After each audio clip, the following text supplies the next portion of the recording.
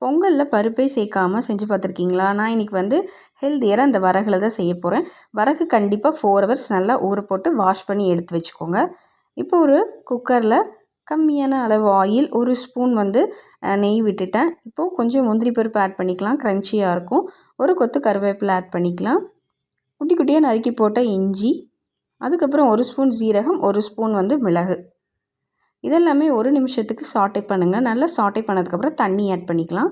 1 cup R 1 கிளாஸ்க்கு 4 மடங்கு தண்ணி விட்டுக்கோங்க. இன்னும் ஒரு 1/2 கப் கூட நீங்கள் ஆட் பண்ணிக்கலாம்.